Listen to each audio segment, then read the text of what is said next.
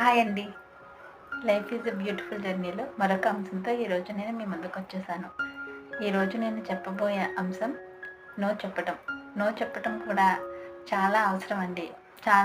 మనలో చాలామందికి ఎదుటి వాళ్ళు ఏదైనా అడిగినప్పుడు నో చెప్పడం తెలియదు. అలాగే ఏదైనా పనులు ఎక్కువగా మనం చేయాల్సి వచ్చినప్పుడు ఇది నేను చేయలేను అని చెప్పడం తెలియదు. ఎవరేది చెప్పినా ఓకే అంటూ ముందుకెళ్ళిపోతాం. కానీ దీనివల్ల మనం చాలా ఇబ్బంది పడుతుంటాం. కాబట్టి ఏదైనా ఇబ్బంది పడే అంశంలో మొహమాట పడకుండా ఎదుటి వాళ్ళకి ఇది నేను చేయలేను అని నో చెప్పడం కూడా అలవాటు చేసుకోవాలి. ఇది ముందు నుంచి అలవాటు ఉండాలి. ఆడవాళ్ళకి ముఖ్యంగా ఏది నో అని చెప్పలేరు. ఎవరైనా ఏదైనా అన్నా కూడా వాళ్ళకి ఏమనుకుంటారో అని ఆలోచిస్తూ ఉంటారు.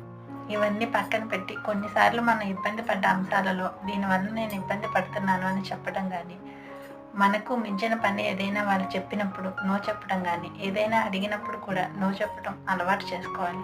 అది అలవాటు చేసుకున్నప్పుడు మాత్రమే మనం ప్రశాంతంగా ఉండగలుగుతాము. లేదంటే మొహమాటానికి అన్నిటినీ మన పైన వేసుకొని మనం ఇబ్బందులు పడాల్సిన సందర్భం కూడా వస్తుంది. కాబట్టి ఈ నో చెప్పడం కూడా మనం నేర్చుకుని మన పిల్లలకి కూడా నేర్పిద్దాం.